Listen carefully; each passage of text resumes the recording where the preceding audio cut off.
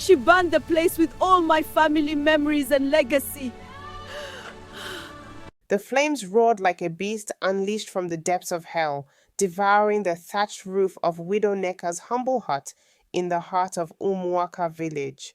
Screams pierced the night air as villagers rushed from their homes, buckets of water sloshing in desperate hands. But it was too late.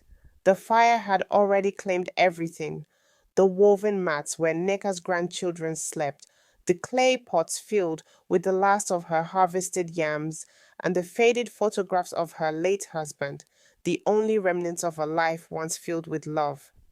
Necker collapsed to her knees in the dirt, her wrinkled face twisted in agony, wailing as the blaze illuminated her tear-streaked cheeks. Why? Why me? She cried, her voice breaking like fragile pottery. And there, standing at the edge of the chaos, her muscular arms crossed over her broad chest, was Adanna. Her eyes gleamed with a savage satisfaction, the firelight dancing across her scarred face like a demonic mask. She had done this. With a torch, snatched from the village bonfire, she had set the hut ablaze after a petty argument over a shared water well turned vicious. That old witch deserved it, Adanna muttered to herself, her voice low and venomous. She thinks she can talk back to me? No one talks back to Adanna. The villagers whispered in horror, their eyes wide with shock.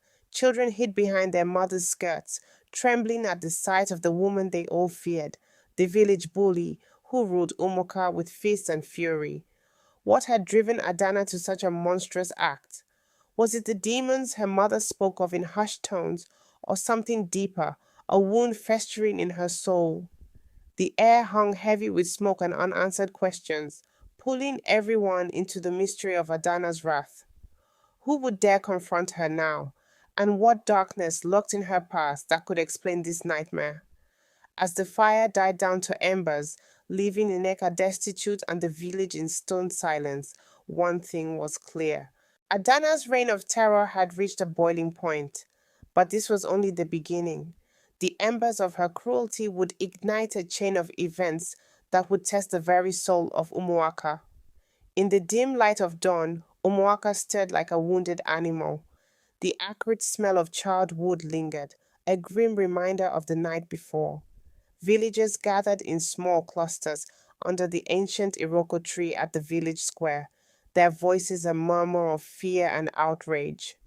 Adanna has gone too far this time, whispered Chidi the blacksmith, his hammer idle for the first time in years. Burning a widow's home? She's a monster. Adanna, however, strode through the village paths as if nothing had happened. Her tall, imposing frame, built from years of toiling in the fields and fighting anyone who crossed her, commanded respect born of terror. At 28, she was unmarried, a rarity in Umwaka where girls wed young. But no man dared approach her, not after the stories of broken jaws and bruised egos. Her skin, the color of rich earth after rain, was marked with scars from brawls and the harsh sun. Her eyes, sharp as a hawk's, scanned the horizon, always ready for a challenge. Flashbacks haunted her as she walked to her family's compound on the outskirts. She remembered her childhood, a time when Umwaka was a haven of laughter and communal feasts. Adanna had been the youngest of 5 siblings, born to a farmer father and a weaver mother. But tragedy struck when she was 10. Her father, Obi, had been accused of stealing from the chief's granary during a famine. The village elders, swayed by false witnesses, banished him. Obi died alone in the bush, ravaged by wild animals. Adanna's mother, Ezine, shattered by grief, turned to palm wine, leaving her children to fend for themselves. Adanna became the protector. She fought off bullies who tormented her siblings, using her fists to shield them from the world's cruelty. But over time, protection twisted into domination. The first real incident came at 15. A boy named Kelechi teased her about her father's disgrace. Adanna pummeled him until his face was a bloody mess. The village whispered, but no one stopped her. Power tasted sweet, like ripe mangoes, and she craved more. Now, as she entered her hut, Ezine confronted her. Adanna, what have you done? Her mother rasped, her eyes bloodshot from another night of drinking. Neka was my friend. You've shamed us all. Adanna's face hardened. She insulted me, Mama, called me a fatherless brute. I won't let anyone disrespect our family. Ezine slapped her, the sound echoing like a thunderclap. Adanna didn't flinch. Instead, a tear escaped her eye, a rare crack in her armor. Deep down, the bully was a broken girl, lashing out at a world that had taken everything from her. But the village didn't know that. They only saw the monster. As the day wore on, tension simmered. The chief summoned a meeting. Whispers of exile spread. Adanna felt a knot in her stomach, fear disguised as anger. Would this be her undoing? The village square buzzed with unrest as the sun climbed high. Chief Okoro, a stooped elder with a voice like grinding stones, banged his staff on the ground. Order! We must address the abomination of last night. The crowd hushed, eyes darting to Adanna, who stood defiantly at the back, her arms folded. Neka, supported by her daughter Ifeoma, stepped forward. Her voice trembled but held still. Adanna burned my home, everything I had, gone. My grandchildren sleep under the stars tonight. Justice must be done. Murmurs of agreement rippled through the assembly. Young men like Emeka, a fisherman with dreams of leaving Umuaka, clenched their fists. She's terrorized us for years, he muttered to his friend. Remember when she broke old Mazi's arm over a disputed yam patch? Or when she chased the market women away because they looked at her wrong? Adanna's heart pounded, but she masked it with a sneer. Inside, memories flooded her. The famine years when her family starved while others hoarded. She had stolen food once, not for greed, but survival. The guilt twisted her, fueling her rage. I am Adanna, she bellowed, stepping into the circle. Who among you dares judge me? I've protected this village from bandits, carried water for the elders when no one else would. Neka provoked me. Lies partially. The argument had been trivial, Neka accusing Adanna of hogging the well. But in Adanna's mind, it was an attack on her fragile pride. Chief Okoro raised his hand. You will make amends, Adanna. Rebuild Ineka's hut with your own hands or face banishment. The word banishment hit like a spear. Adanna's eyes widened, flashing back to her father's fate. Emotion choked her. Fear, shame, fury. She stormed out, kicking up dust, leaving the village in a storm of whispers. Rebellion brewed. Emeka and others plotted in secret. We can't let her rule us anymore. That night, Adanna sat by a fire, alone. Tears streamed down her face as she clutched a necklace from her father. Why did you leave me, Papa? She whispered. Vulnerability cracked her shell, but dawn would harden it again. The tension escalated. What would Adanna do next? Would she repent or retaliate? Adanna's hands blistered as she thatched a new roof for Neka's hut. The village watched from afar, their eyes a mix of pity and suspicion. It had been a week since the chief's decree, and Adanna walked in silence, her muscles aching under the relentless sun. But inside, a storm raged. They think they can humiliate me? She seethed, hammering a stake too hard, splintering the wood. Neka approached cautiously, offering a calabash of water. Adanna, child, why do you carry such anger? Your father was a good man. This isn't you. Adanna knocked the calabash away, water spilling like tears. Don't speak of my father. You all let him die. Her voice cracked, revealing the raw wound. Neka's kindness pierced her defenses, stirring emotions long buried, regret, loneliness. For a moment, Adanna's shoulders slumped, her tough facade crumbling, but pride surged back. Get away from me, old woman. As the day faded, Emeka and his group met in the bush. We strike tonight, Emeka said, his voice low. We'll tie her up, drag her to the boundary, and warn her never to return. Their plan was born of years of endured beatings and intimidations. Tension thick in the air like humidity before rain. That evening, Adanna finished the hut, but instead of relief, fury consumed her. She overheard villagers laughing at her punishment.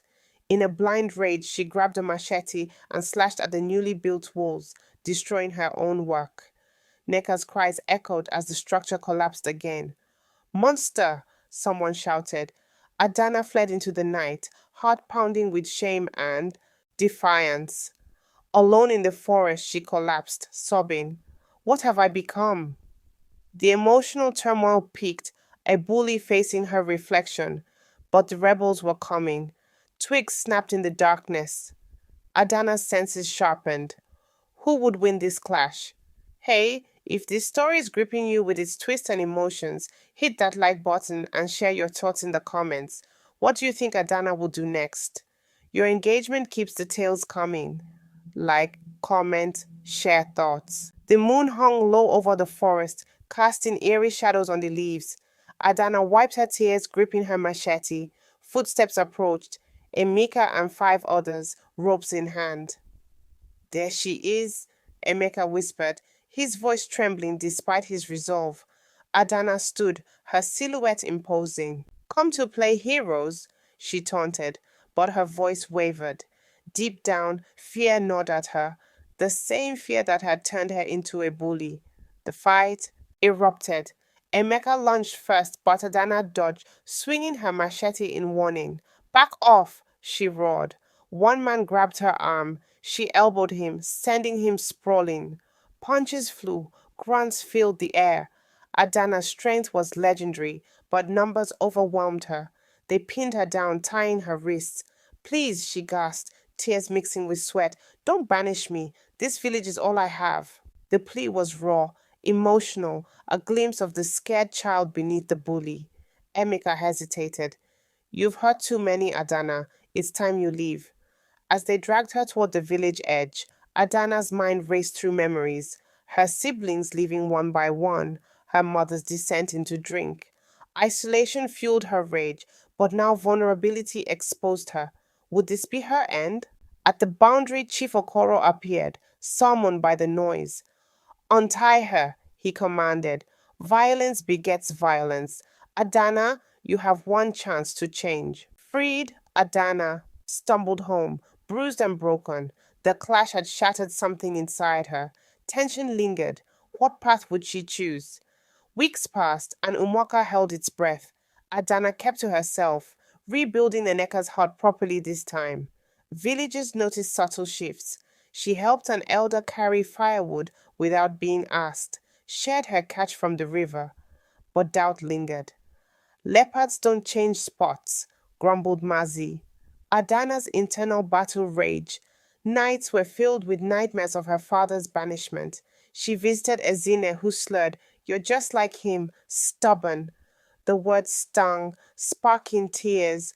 I don't want to be Mama, Adanna confessed, hugging her for the first time in years. A new arrival stirred things.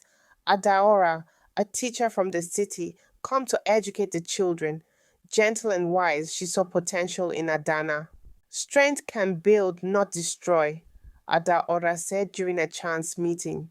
Adanna scoffed but pondered. When bullies teased the young boy, Adanna intervened, not with fists but words. Leave him be. The village buzzed with surprise, yet tension simmered. Emeka watched warily, ready for backlash. Adanna felt the pull of old habits. A minor dispute at the market tested her. A trader shortchanged her. Fists clenched, but she walked away. Emotions swelled, pride in control. As harvest season approached, a storm loomed. Would Adanna's change hold? Thunder cracked as rain lashed Umwaka. The river swelled, threatening floods. Villagers scrambled to reinforce huts and save crops. Adanna, once isolated, joined the effort, her strong back hauling sandbags. Adanna's helping? Ifeoma marveled to Neka. In the chaos, a child, little Chima, slipped into the raging water. Screams erupted.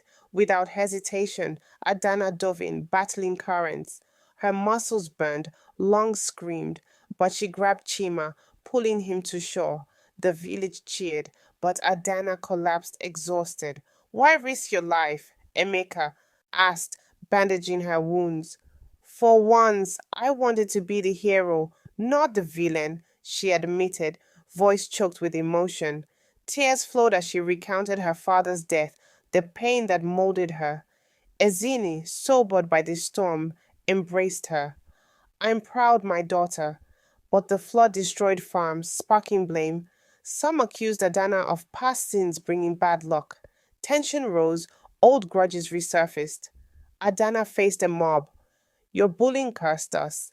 Defiant yet hurt, she stood tall. I've changed, let me prove it. The emotional confrontation left scars, but hope flickered. As waters receded, rebuilding began, with Adanna leading. Harvest festivals loomed, but Umwaka was divided. Adanna organized communal work, her leadership surprising all. Adara mentored her, teaching reading and empathy. One evening, Adanna apologized to Neka. I was lost in pain. Forgive me? Kneeling, tears streaming, she offered yams from her field. Neka hugged her. Rise, child, we all have demons. Friendships bloomed. Emika, once an enemy, shared stories by the fire. I see the real you now, he said softly. Adanna blushed. A new emotion, vulnerability turning to affection. But whispers of doubt persisted. A rival village threatened raids. Tension built. Would Adanna revert to violence? She trained defenders, emphasizing strategy over brute force. We protect, not attack. Emotional layers deepened as Adanna visited her father's grave, vowing change. The village watched, curious. Could the bully become a guardian? Raiders struck at midnight, torches blazing. Umoka fought back, Adanna at the forefront, wielding a staff defensively. Hold the line, she shouted. The battle was fierce. Adanna disarmed an attacker, sparing his life. Go and don't return. Mercy shocked her foes and allies. Victory came, but with losses. A young man died, his family blaming Adanna's softness. You should have killed them, they wailed. Heartbroken, Adanna questioned herself. Am I weak now? Adaura consoled her. Strength is in compassion. Emeka confessed feelings. You've changed my heart. Their kiss under the stars was tender, emotional, a bully finding love. Yet betrayal loomed. A villager, jealous, spread rumors of Adanna's secret alliance with raiders. Tension escalated, testing trust. Rumors festered like an open wound. Chief Okoro called another meeting. Adanna, evidence suggests you aided the raiders. Shocked, Adanna protested. Lies! I've bled for this village. The accuser, an old rival, presented a forged note. Villagers turned cold. Even Emika doubted briefly. Banished again? Adanna's world crumbled. After all I've done, she cried, fleeing to the forest. There, Ezine found her. Fight for truth, daughter. Emotional reconciliation fueled her resolve. Adanna investigated, uncovering the rival's plot. Confrontation ensued. Why hate me so? Jealousy confessed.